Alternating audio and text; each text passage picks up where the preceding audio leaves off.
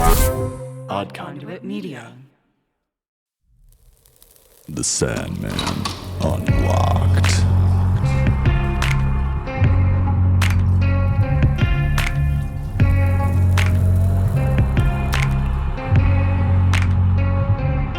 Hello, dreamers, and welcome to another episode of The Sandman Unlocked. I'm one of your co-hosts, Ashley, and I'm thrilled you're joining us for our breakdown of The Sandman Issue 12, Playing House. I'm joined by two hereditary foes, my co-hosts Dog Soup and the Cincinnati Oyster, Sean. Hey, what's up? And Ben. Greetings, Earthlings. That's good. So, on each episode, we'll be deconstructing the issue in 6 separate sections. First up, we've got the rundown, where we let you know who created the issue, and then we got the catch-up to be sure you know where we are in the story.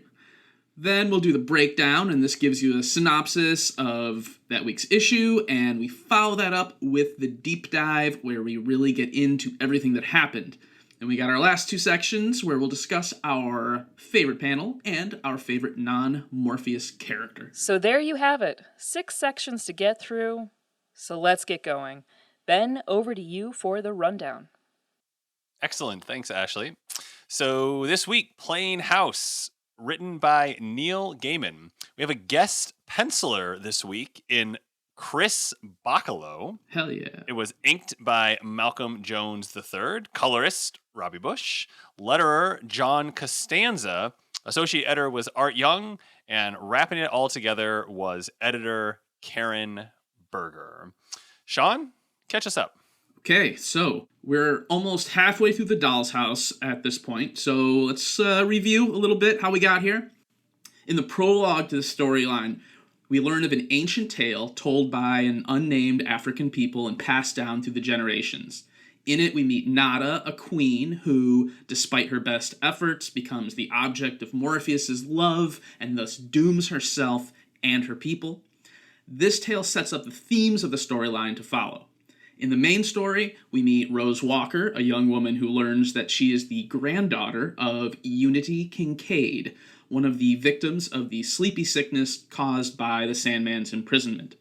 While meeting her grandmother for the first time, she also happens across the Fates, who warn her cryptically of Morpheus, the Corinthian, dreams, and houses. They also seem to know about her missing brother Jed, who she sets out to find. Meanwhile, in the dreaming, Morpheus is learning 2 important facts. 1, that 4 dreams are missing from the dreaming, and 2, that there's a powerful entity called a dream vortex, and that it happens to be a human woman named Rose Walker. The Sandman, believing the dream vortex will lead him to the missing dreams, resolves to keep an eye on Rose as she travels to Florida to find her brother Jed, who, she learns, has been in the care of their aunt and uncle.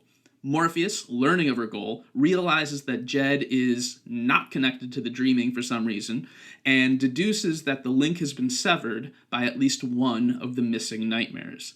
Meanwhile, Jed has been horribly abused during his time with his relatives, and his only relief are the dreams he has, in which he goes on adventures with 2 mysterious superheroes, one of whom is calling himself the Sandman. And, also the Corinthian is out there killing people. Of course, that's what he does. Ashley, let's go to you for the breakdown. Thanks, Sean. So in issue 12, Playing House, we arrive to the introduction of a woman absent-mindedly brushing her long white hair when she is pulled out of her reverie by an alarm clanging through the Dream Dome. This woman is Lyta, wife of Hector, the alternate Sandman residing in an alternate dreaming. They are served by 2 of the escaped nightmares, Brute and Glob. Together, the 4 of them occupy the dreams of one Jed Walker, giving him brief respite from the living nightmare of his abusive foster parents, Clarice and Barnaby. However, the real Sandman, Morpheus, has learned of Brute and Glob's creation and has come to take them back. Driven by rage, Morpheus admires their handiwork, but the appraisal is not enough to keep him from dismantling their realm, banishing them to the darkness, and sending Hector Hall back to the realm of the dead, all while causing poor Jed real physical pain as everyone comes tumbling out of his consciousness. This leaves Lyta in Clarice and Barnaby's basement, alone with the baby she and Hector conceived in Jed's dreams. Morpheus promises to be back for the dream child one day, and Lyta vows to protect her child from, and I quote, the spooky bastard. Jed escapes the chaos, only to be unwittingly picked up by yet another nightmare, the Corinthian. Meanwhile, Rose and Gilbert break down in Dodge County, Georgia, on their way to find Jed. They walk a mile and a half, though it feels like 15, to a motel, and despite being all booked up for something called a cereal convention, they manage to finagle a deal and stay for the night. Yeah, with that, I think we're going to go check out the cereal convention, and we'll be right back. Who doesn't love Fruit Loops? All right, so I did just want to remind everybody, looking back to issue number 11, we were introduced to some artwork that was very similar to Winsor McCay, and that was when we kind of got this first glimpse of Hector and Lyta. And we really didn't know or hear or see much about them there. They were just kind of drawn in this new way that, was this, callback.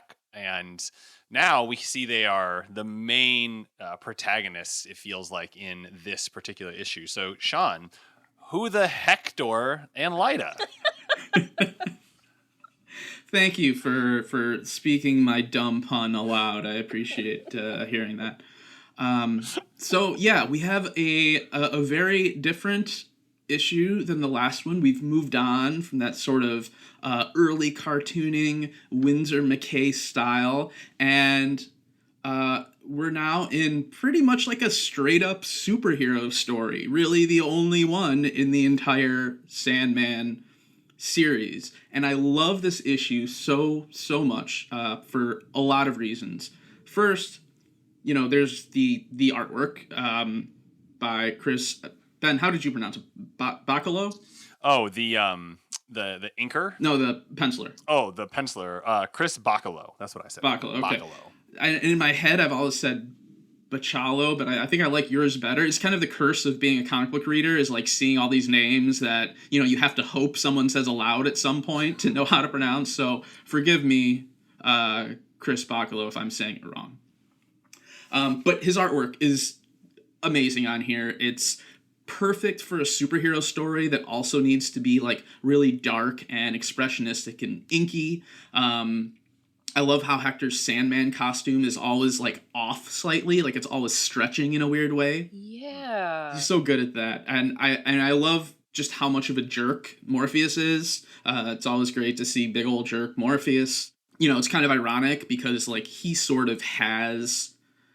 Hector and Lyta sort of have what he and Nada would have had. They would have had to just like retreat from the world and live in this little fantasy if they had stayed together, if that had worked out. Mm-hmm. So I wonder if that's if that's part of what drives Dream's callousness here.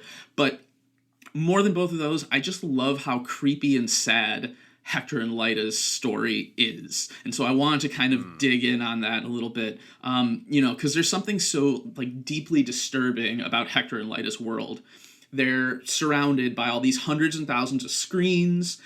You've got Hector's dopey enthusiasm. You've got Lyta knowing something is wrong, but being unable to articulate it. It made me very uncomfortable reading it when I first encountered this issue.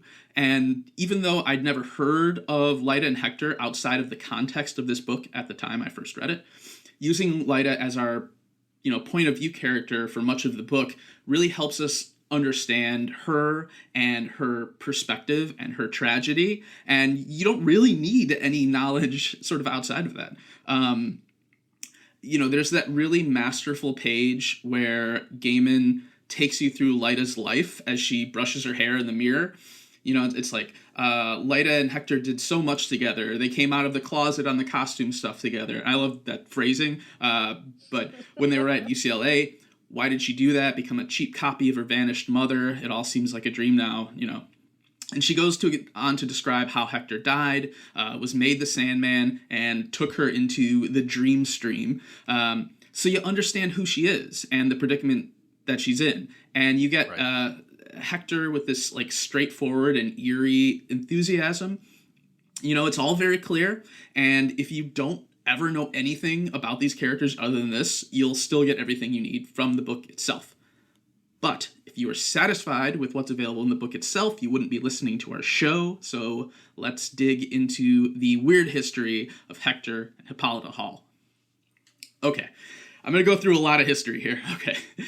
It all starts with the birth of the Justice Society of America back in 1940.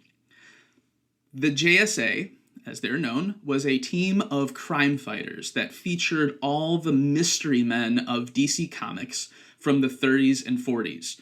So you had this original team that was made up of guys with names like Dr. Fate, Hourman, the Spectre, the Sandman, the Wesley Dodds Sandman, the Atom, Flash, Green Lantern, and Hawkman, right?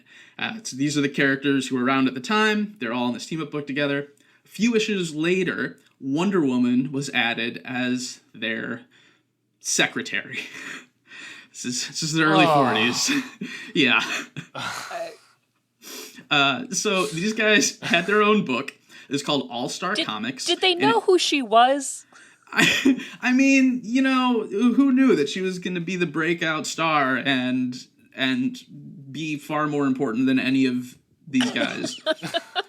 But yeah, those are the times for you. So, you know, they were in All-Star Comics from 1940 to 1951.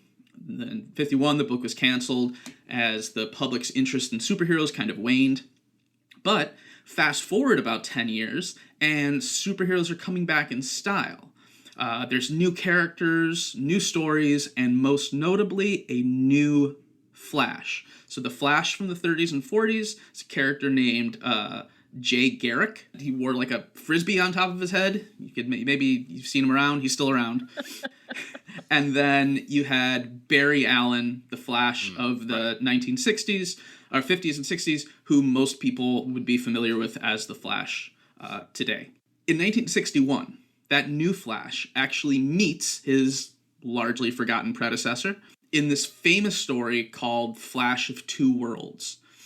So this book reveals that all those old mystery men are still around, but they exist on a parallel Earth called Earth 2. So Barry Allen, Batman, Superman, Wonder Woman, all those people that we're familiar with from DC stories are on Earth 1. All the people who were published in the 30s and 40s, still around, but they're on Earth 2. And this Earth 2 has its own, because now it's the early 60s, Earth 2 has its own middle-aged versions of characters like Superman and Wonder Woman, since they were active like during World War II in that sort of Earth 2 timeline. So DC now has this completely different world where it can continue the stories of these older characters, and the fans are into it, especially because they could have crossovers where the new DC heroes of Earth 1 and the older heroes of Earth 2 could like interact and team up. It makes for some pretty trippy stories, like the issue I mentioned last episode, Wonder Woman 300, where when I was talking about the Garrett Sanford Sandman, he creeps on Wonder Woman. It's very weird.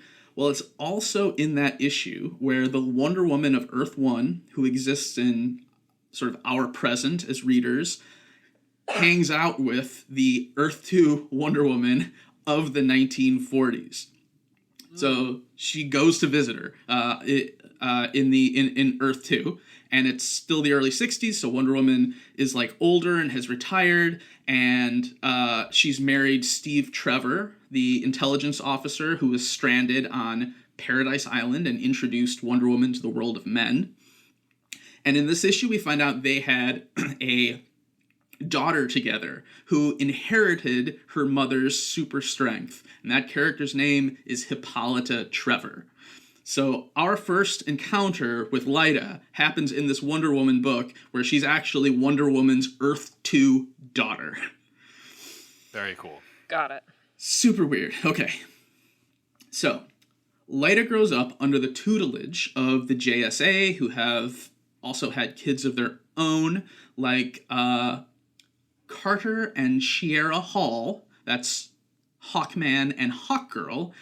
Their son, Hector Hall. So that's also where we first meet Hector as the son of Hawkman and Hawkgirl. Yeah, a lot of history here. So I need one of those, like the monarchy when they have the big family tree. I need that. Yeah, for sure. Well, part in particular is going to get weird, so just, What? hang tight, yes. So eventually this younger generation don costumes of their own. Lyta wears like a red and gold costume and calls herself the Fury, which probably gave Neil Gaiman the idea for how she's used later in the series. And Hector dons a suit of armor made of, it's called nth metal, and it's the substance. Sometimes they try really hard, and sometimes they don't try hard at all. No. Yeah. This is one of those, yeah. Yeah. So that's the substance that allows Hawkman and Hawkgirl to fly. Like, they're smart enough to be like, we can create 2 separate comic book universes, Earth 1 and Earth 2, and have concurrent and conflicting stories. But we're going to call the metal N metal. I love it. That's exactly the time the coffee ran out during that writing session. Or the cocaine. One of the or two. the cocaine, I was trying to give him the benefit of the doubt, but you're right. Let's call a spade a spade. Yeah. 30s and 40s are weird. So, Lyta, Hector, and the rest of the younger generation of heroes, they try to join the JSA, but their parents and older relatives basically tell them, they're too young, take a hike. So they start their own superhero team called Infinity Inc., where Hector and Lyta fall in love and get engaged. And I should also note that these books are all pretty popular. Eventually there was like 4 different series in the 80s about the JSA and their kids all running at the same time. And the whole thing is being masterminded by Roy Thomas, a writer who had recently made the move over from Marvel. Roy Thomas, extremely important comic book writer in the superhero genre and in also did a lot with Conan the Barbarian, but he took over a lot of the Marvel books from Stan Lee when Stan Lee stopped writing at all. Roy Thomas was one of the guys that he trusted to continue writing these stories. So when Thomas makes the move over to DC, it's a big deal. Even lots of folks worked on Infinity Inc., even a young Todd McFarlane. That's how he got his start, was working on Infinity Inc. in the 80s. Wow. But anyway, that's pretty much the story of Lyta, except, actually, all of this was happening right around the time of that continuity reboot at DC that I mentioned a few episodes back, Crisis on Infinite Earths. Remember that? Okay. Yep. So the goal there, remember, was to correct DC's history. So you had a linear timeline, specifically without all these alternate Earths and Wonder Woman doubles and all of that.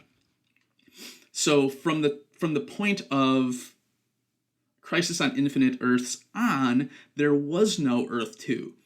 There was no Golden Age 1940s Wonder Woman. And so the JSA and characters like Lyta Trevor had to be given completely new histories and were relocated to have always existed on Earth 1, because that's the only one left. My eye is twitching. This is not make good for good radio, but my eye is twitching so hard right now. Yeah, this was thorny to put together. So the JSA in this new timeline always fought during World War II, right? But instead of fighting alongside their secretary Wonder Woman, they fought alongside a woman named Helena Cosmatos, the original Fury, who received her powers from the mythological Furies to avenge her people against their Nazi occupiers. So, Lyta is actually her daughter in this new timeline, but she was raised by Joan Trevor, Another superhero, Miss America. So you still get to call her Lyta Trevor. It's just switching some things around. So basically, the character of Wonder Woman is split into these two completely different characters so that Wonder Woman could ditch all the baggage, all the historical baggage, and Lyta could still exist as the superpowered new Fury of Infinity Inc. It's such a wild rationale for a new character to exist. Wow. So that's Lyta for you. As for Hector, his story stays pretty much the same. He's the Silver Scarab, son of Hawkman and Hawkgirl, who are, okay, I'm sorry for your eye here, Ashley. They are two reincarnated ancient Egyptians who fly around with big old wings using magic metal, and they also have something to do with aliens on a planet called Thanagar that's filled with hawk people. I don't really understand that part, but it's okay because literally no one does. Like it's like a comic book joke. Like no one understands Hawkman or where he came from. But just because Hector didn't get totally new parents doesn't mean he escaped unscathed. Poor Hector was unfortunately the victim of an ancient Egyptian curse. And the Silver Scarab was not just a superhero codename, it was an evil entity that had possessed Hector since birth, eventually taking over his body and forcing him to attack his teammates on Infinity Inc.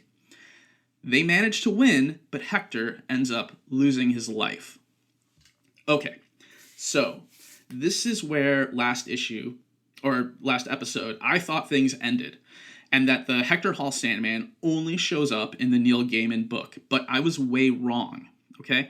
His story actually gets set up in 1988 in Infinity Inc. issues 49 and 50, just 2 years before the Sandman issue we read for today. Huh. So the Sandman, the Hector Hall Sandman, had already appeared before this issue. What happens there is so Hector's dead. Lyta's found out she's pregnant and she's trying to figure out what to do. When we learn that she's being visited at night by a mysterious stranger who puts anyone who confronts him to sleep. So eventually Lyta and one of her teammates capture him and reveal he's friggin' Hector Hall back from the dead. Her husband. Yes, well, her fiance at this time. Fiance. Okay. Turns out that when he died, he was, quote, cast into the dream world.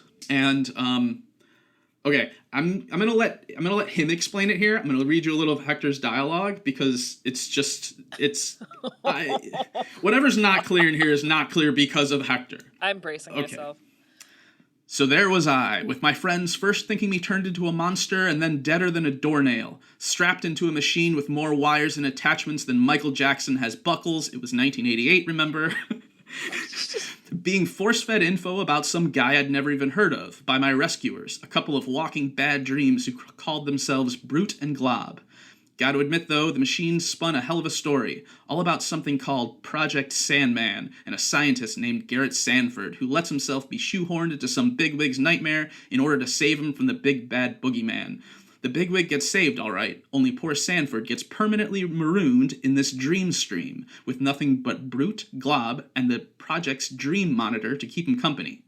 Wait, it gets weirder. That's Hector's dialogue, not mine. For a while, he plays Sandman, monitoring people's dreams, eventually helping them out one way or another. Even makes it back to the real world once or twice, but only for a little while. Eventually, he can't take it anymore. He goes bananas, and just plain lies down and dies. Can't say I blame him much. Sounds like quite a guy. And it's a good thing I do like him, because when the machine finally spits me out, I am him. What I mean, his body's been altered to receive my soul, I guess, and it's now identical to my Heck Hall bod. At first, I figure I'll go bonkers too. Then it sinks in. If I hadn't wound up in the dream stream, I'd have been nowhere. DOA. Considering the alternative, even Glob and Brute start looking good. Oh my god! I like how, Ashley, you made it through like 88% of that, and you're like, I'm keeping it together. I got it. And then it just ends. It was the heck bod that really got to me. Yeah, it's great. It's that Roy Thomas dialogue is like, still on top of his game in the 80s, but he's been doing it since the 60s. So Hector, he realizes that he can project himself out into the waking world for an hour per day, just like the Garrett Sanford Sandman. And he starts visiting Lyta at night when she's sleeping, which I guess is just how things go until he gets caught. So then he explains everything to the team. Everyone's happy to see him, blah, blah, blah. But then, a bunch of fairy tales from another dimension take over a theme park. And Hector and one of his teammates go to rescue the rest of Infinity Inc., with Lyta sticking behind because she's pregnant and all. So then Hector uses his sonic whistle to defeat the fairy tales that have taken over the theme park. And in the next issue, they get married and head off to the Dreaming. Hector and Lyta get married, and they head off to the Dreaming together, and the Infinity Inc. comic book ends the very next issue with issue 53. So Hector and Lyta, just gone, in the Dreaming, married. Happy ending, I guess, until they show up here. And that's Hector and Lyta Hall for you. Yeah. And now you know, in case that was what you just needed to know. So smash pivoting, Ashley, over to you to take us in an entirely different direction. Yeah. You wanted to talk about a lot of the daddy issues that are coming up here in this issue. I did. This issue, I kind of took a more close reading approach, knowing that in looking at all of these extra characters that we have, that Sean would be able to cover us in that hellscape of a history lesson. So, last episode, I had highlighted how dramatic and campy Morpheus was being, to the point of being able to make some one-to-one comparisons between him and Hal. This issue, I wanted to draw some comparisons between Morpheus and the nightmares we're introduced to, both real and imagined. Morpheus is probably, at least in my opinion, so far as we've covered, the most monstrous we've seen him so far. And because this storyline is what introduced the Corinthian in the run of the comics, I just wanted to zoom in on that relationship a little bit, as well as sort of discuss some of those like paternal images that we see in A Doll's House overall, because Sean had made a reference to the Ibsen play A Doll's House, and there are some themes that obviously come up, but really wanting to focus specifically on parent relationships and the passing down of traits, and then some ways that we see that illustrated here. So first, I want to just focus on how Morpheus is illustrated, and Sean, please, by all means, jump in with any technical terms that I may be either misusing or should be using that I could be informed by. But first, we see Morpheus when he is trying to navigate this second dreaming, or this faux dreaming's barriers.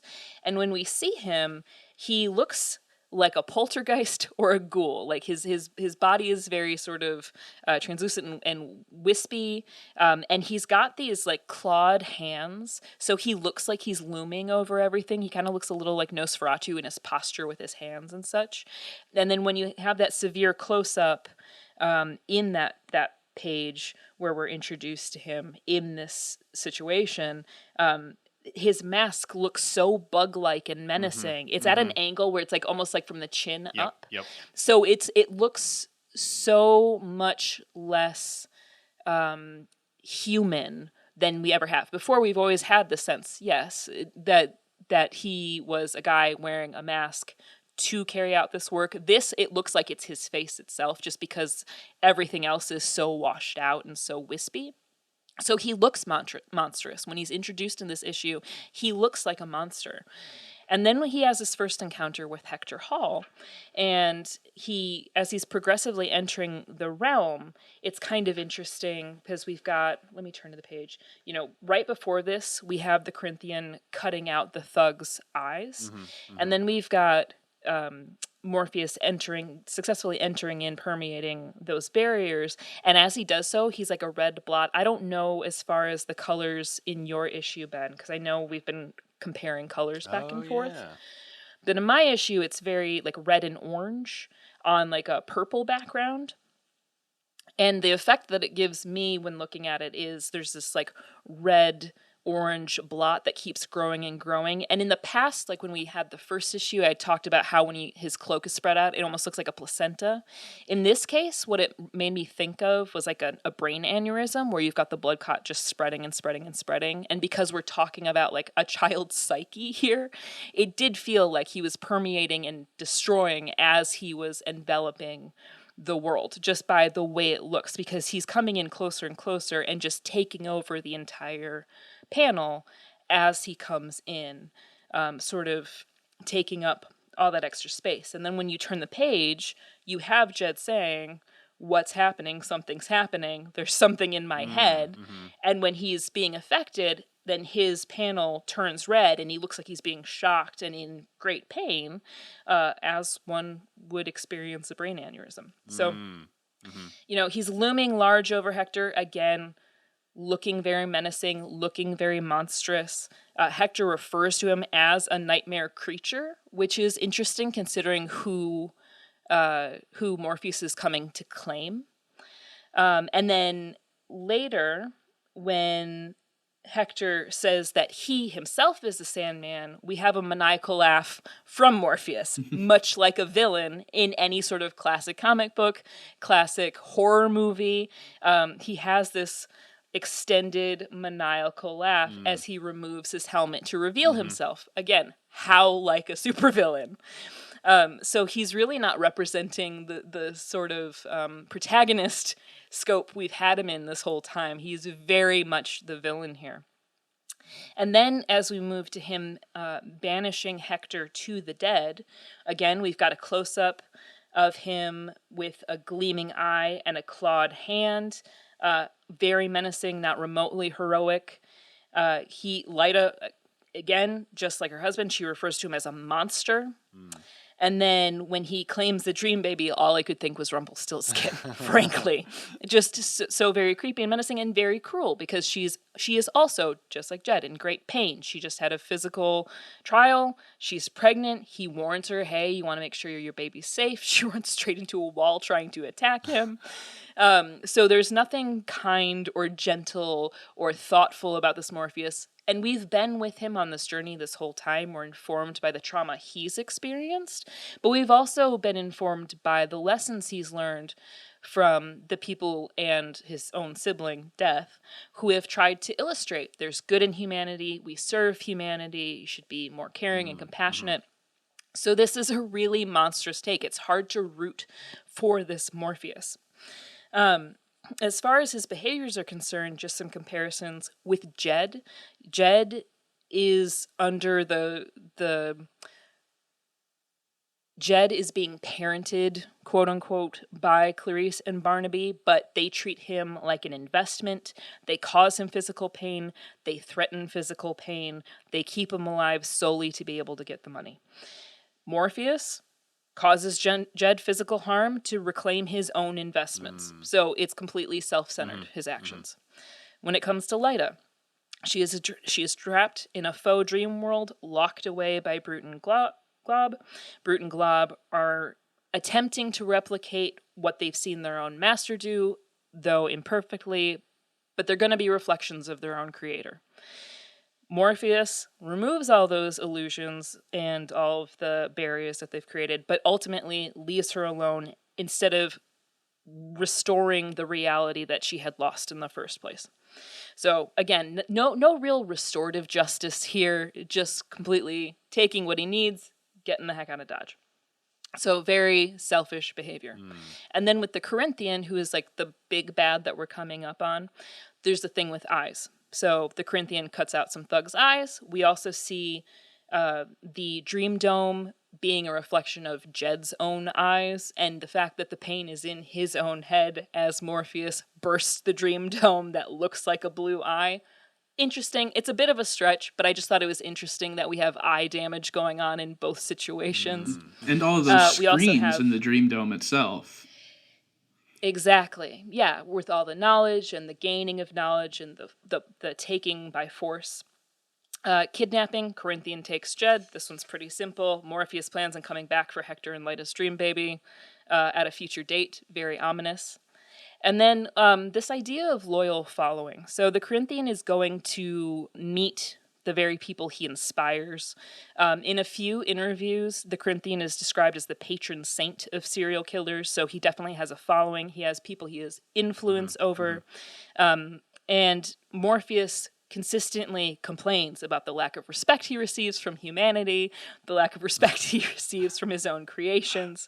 So there's definitely this dynamic of power and desire and wanting to have some semblance of control and respect.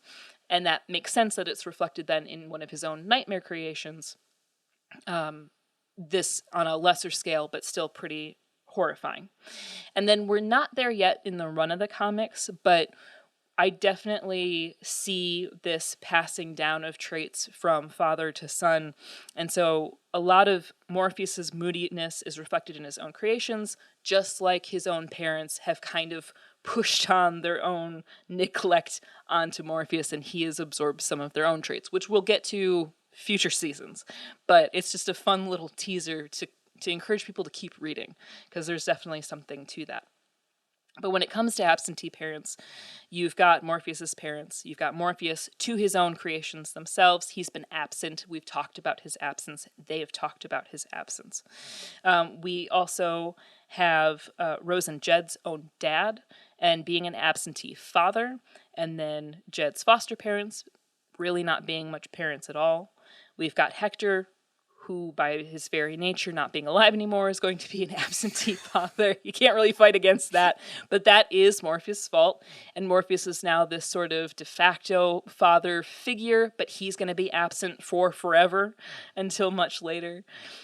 So there's this really tense relationship with the father figure role in general throughout this issue, which I find really interesting. And especially when you reflect on the Ibsen play, A Doll's House, and the main characters, Nora and Torvald, where Torvald is thinking of himself as this really kind, benevolent sort of father figure, not only to his own children, but to his wife in a way. He says this, that she's like a child, but he doesn't even know his own wife or children. He doesn't know them intimately enough to keep them there. So that's why by the end of the play, Nora leaves. With that lack of being known, which you see as being a big issue between Morpheus and anyone he serves or has created. He just doesn't know them enough to love them. So I just think this is a really fascinating sort of analysis of and character study, specifically of Morpheus. Every time the story is pulling to side characters or secondary characters, I always ask myself, what does this inform me about Morpheus and his character being kind of the main, even though he's a background in a lot of this drama throughout the issue.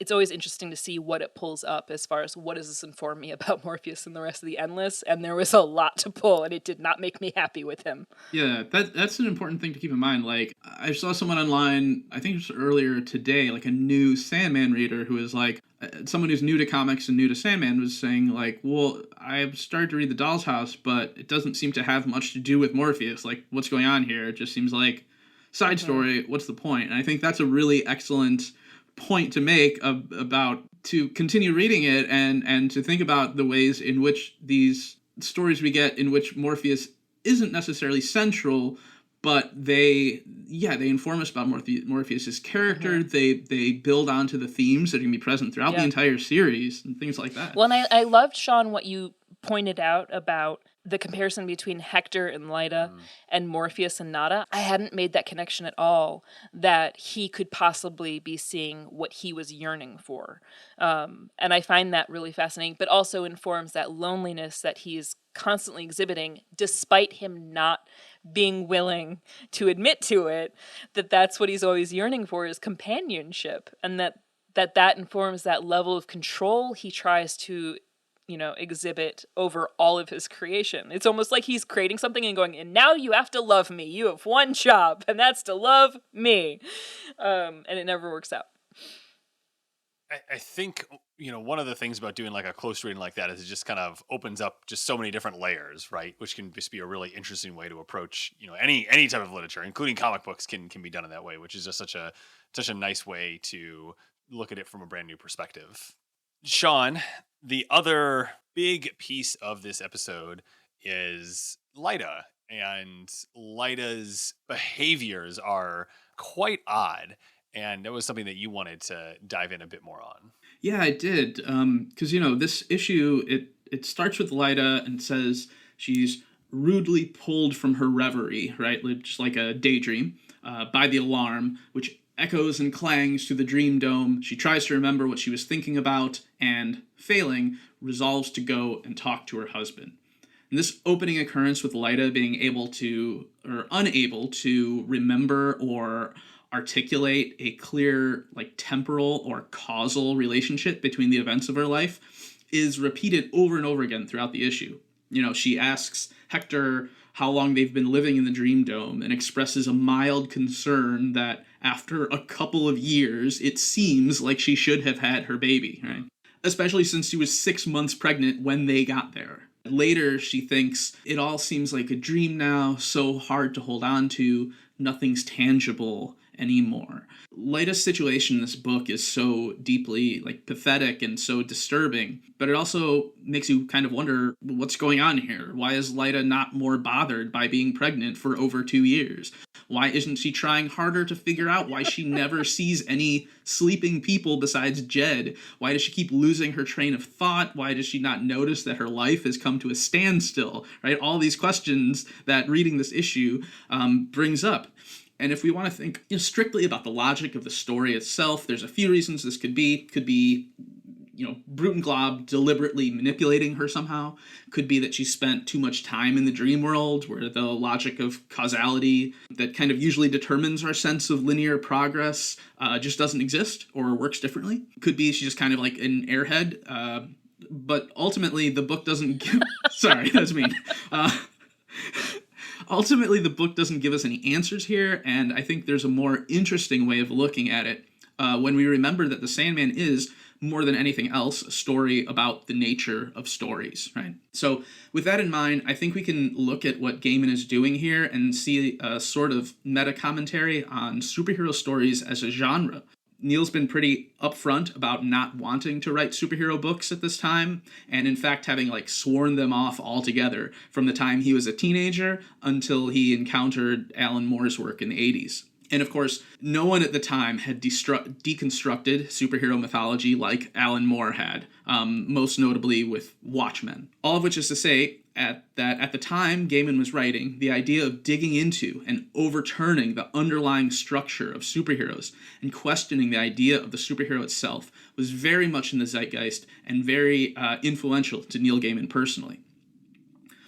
So I want to get some help here from the Italian writer and theorist Umberto Eco to understand what might be going on with Lyta.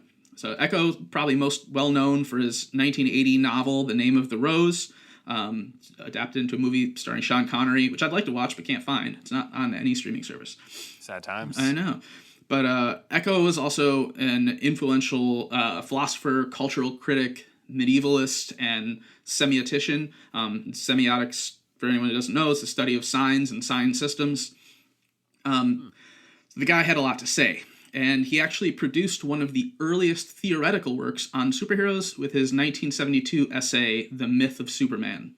So, taking Superman as an example, Eco provides this really insightful overview of how superhero comics work on a structural level, at least at the time he was writing.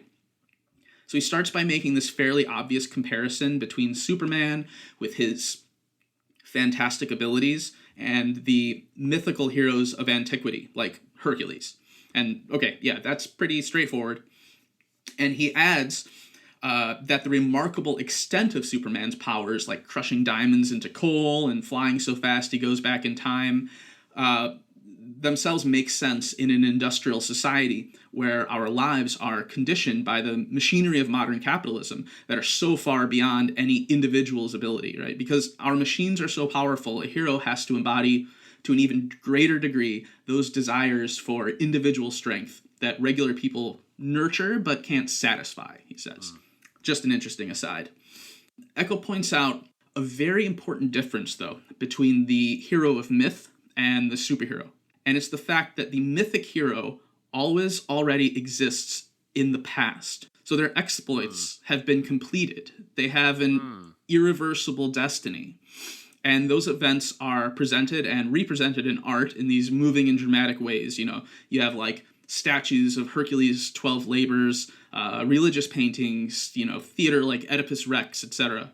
And you can retell these stories forever because the ending is known beforehand. And this is the major difference, because the superhero story also exists in a marketplace that is determined by the structure of the novel. And the novel is antithetical to the myth in the sense that it has to be like, you know, it has to be novel. Newness and unpredictability are baked into the very concept of the novel. And it's not really limited to the novel. This is what Eco uses, but like, think about how important like spoilers are in discussing popular culture. Like, you know, no spoilers, spoiler warning, spoiler-free review, etc. You know, it's important because the unpredictability of the narrative is central to its appeal. And that's a part of superheroes too. Every issue has to be a new adventure, a new problem to overcome, new villains, and new circumstances that have never been encountered before. Plot, basically. Something that was never a concern for myth because everyone already knew what happened. So Superman has to embody both of these oppositional qualities somehow. Because of his mythic characteristics, he's always going to save the day. It's the immutable mythic part of him. But because he also exists in the romantic mode of the novel, he's got to always encounter new situations and new challenges to surmount.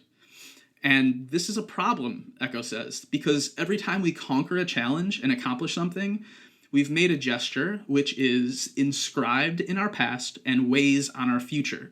We've gotten older, we've changed in some way, we've taken a step toward death.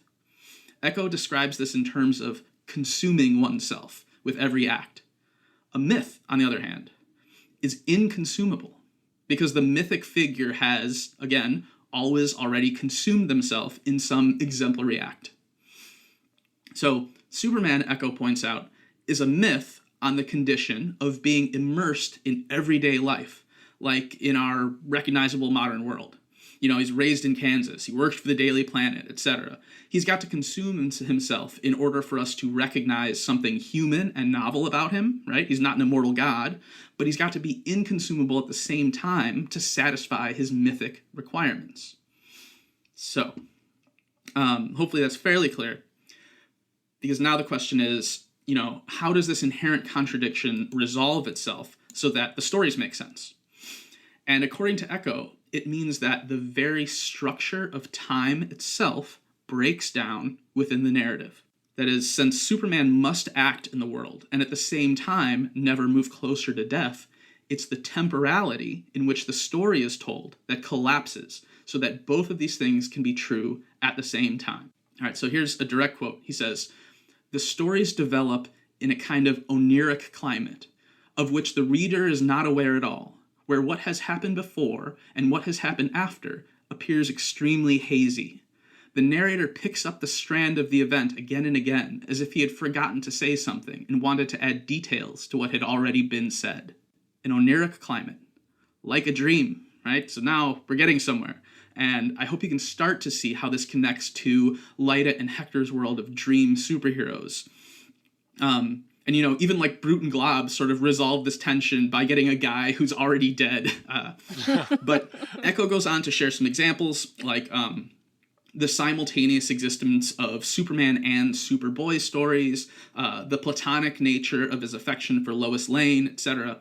And, you know, you could argue with me and say, well, Superman got married to Lois Lane and had a kid and even died at one point. And I know that the logic has shifted and become more complex, but the same basic structure holds true. Like, eventually DC will reboot their continuity again, and Superman won't have a kid, won't be married, won't have died, any of that. It's just how this works. And this is what Eco means. It's the concept of time and our experience of it through causality that gets sacrificed to resolve the inherent contradiction in the superhero form. And the result is the illusion of an immobile and continuous present. So, what's also lost in this sacrifice is, according to Eco, the existence of freedom, the possibility of planning, the necessity of carrying plans out, the sorrow that such planning entails, the responsibility that it implies, and, finally, the existence of an entire human community whose progressiveness is based on making plans. So he goes on to explain how this ever-recurring present, which he calls an iterative scheme, also consequently means that the world of Superman must continue to mirror our own. And thus Superman can never really act in any way that changes his comic book world too profoundly. So even though he's got these godlike powers and can basically do anything, the changes he makes are limited to infinitesimal modifications of the immediately visible. And his heroics are limited, essentially, to crimes against property, because anything other than the maintenance of the status quo would make their world too different from our own. And this is basically what Watchmen was about, right? The result, he argues, is that Superman has a civic conscience divorced from political conscience. He might as well be fighting Hector's Jovian fishmen, all of which we as readers are fine with. Because even though this iterative scheme just gives us the same meaning over and over again that we acquired in the first issue we read, we ultimately read precisely because of, and not in spite of that fact. We have a hunger for redundance.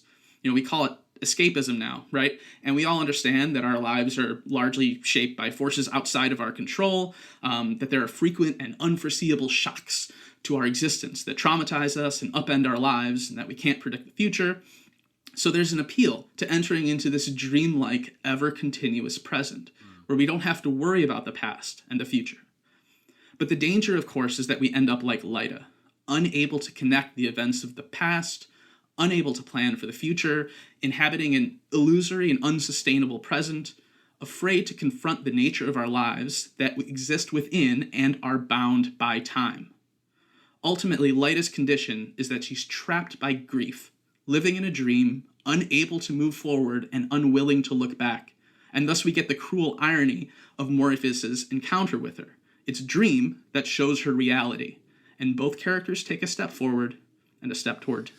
I have to say, that essay was much better than my AP literature comparison of what if we removed Brekka from his race with Beowulf in the sea and put Superman in, who would win? That's what I did. Oh my God. I scored very poorly on that essay, I have to say. I'm now realizing that the reason I don't usually like Superman is the same reason why I don't usually like The West Wing. Wow, there's a lot to unpack here. Ben, who won the race? Yeah. Well, it's never settled in Beowulf who wins the race. Although it's like implied that Brekka won. And so I think I can't remember what I had anymore, but more than likely I probably would have gone for Superman at the end of the day because he's Superman. All right, well, I think Jed Bartlett's calling us for a cabinet meeting. So we're going to dip out and we'll be right back. All right, so we're looking at our favorites. Favorite panel and best non-Sandman character. So we are starting with Ashley this week. What is your favorite panel? Okay, first I have to say, don't be mad, because I remembered one more thing that connects Morpheus to the Corinthian visually that I just want to bring up because it feels important to me.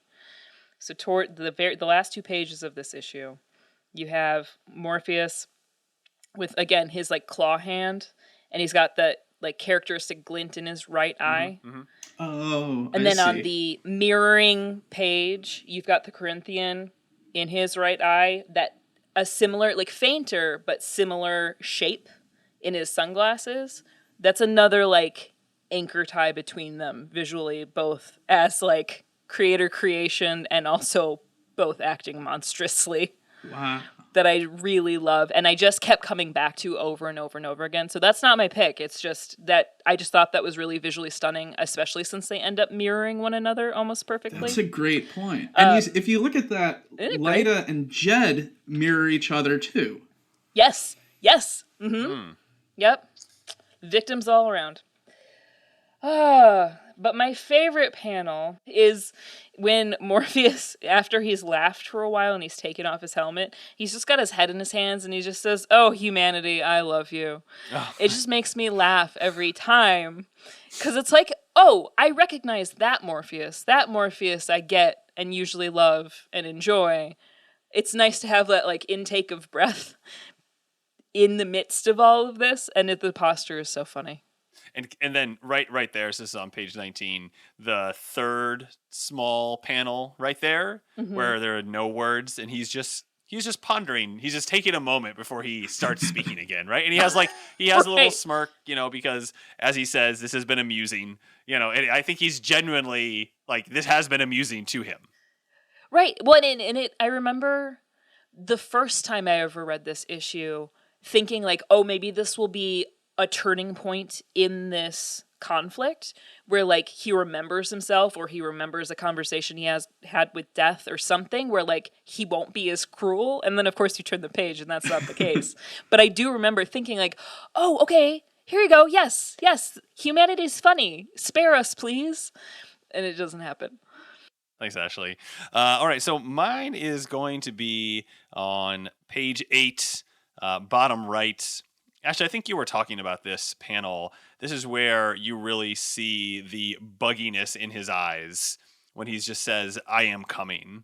And the artwork is, just gorgeous here. And we've kind of seen this mass just kind of coming. And, this is the first time in the issue that we get to see him is in that one. And what I love about it is everything else is boxed in by black lines everywhere, and he just exists, right? And he is just there in the entire page, not even just his own panel. So yeah, that's mine at the bottom of page 8.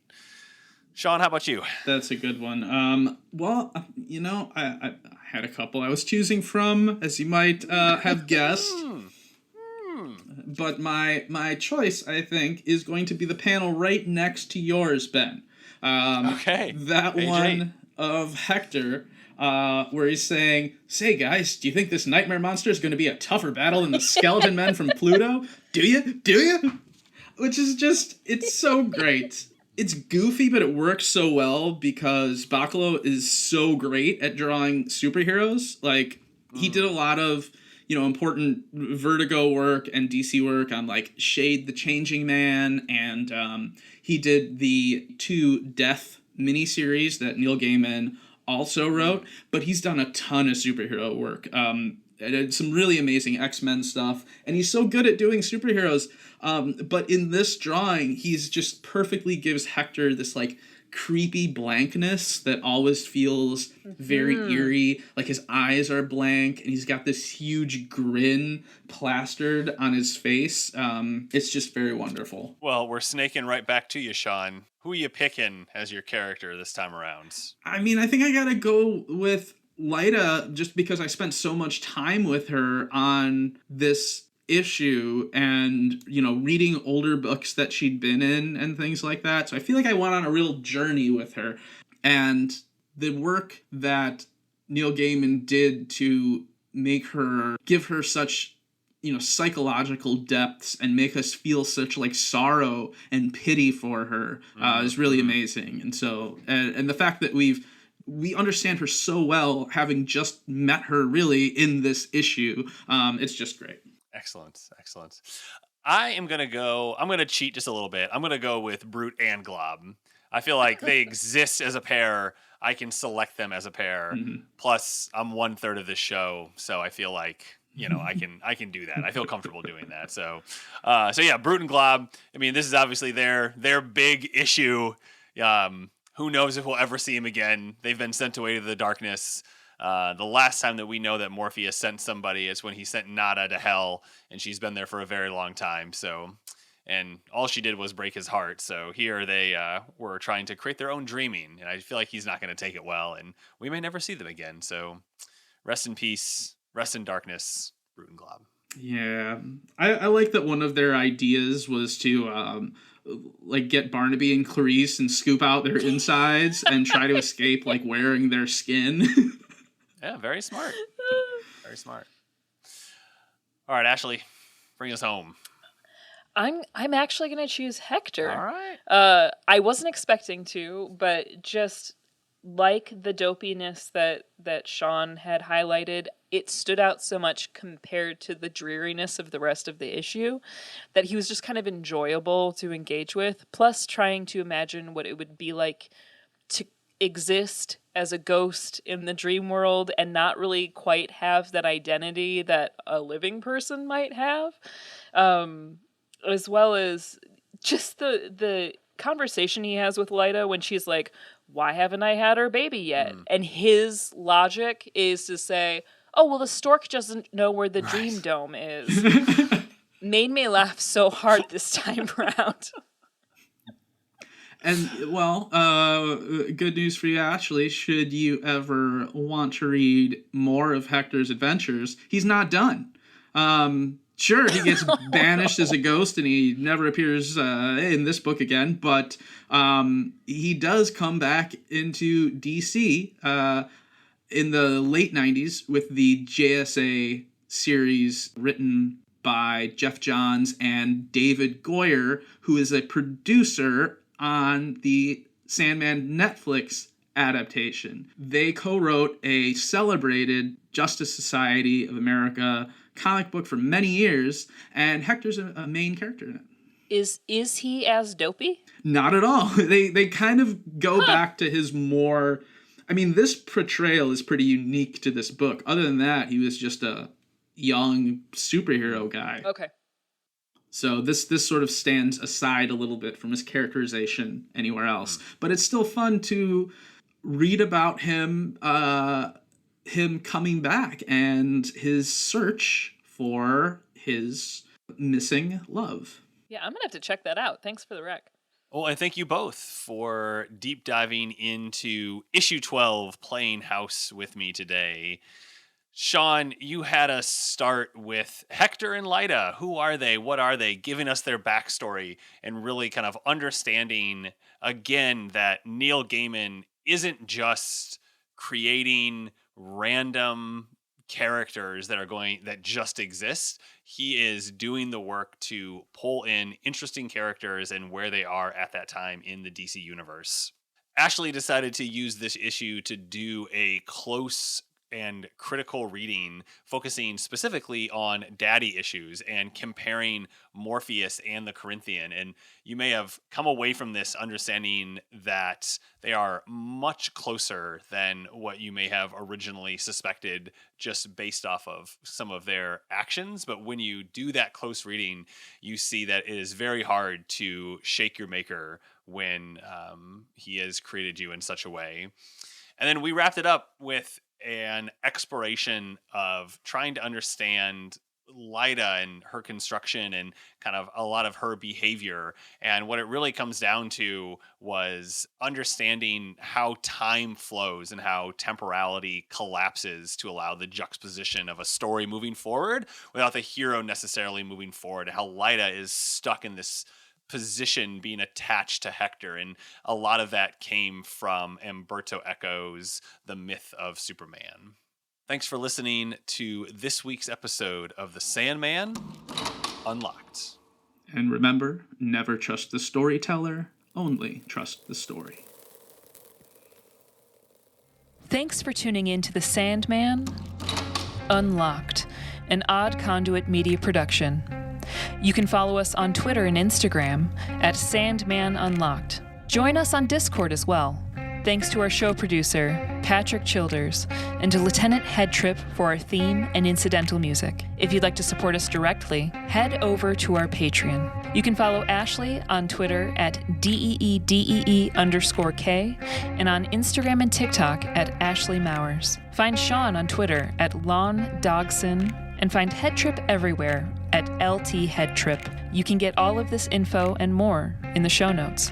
Make sure to follow and subscribe and review us wherever you listen. Until next time, and remember, never trust the storyteller, only trust the story.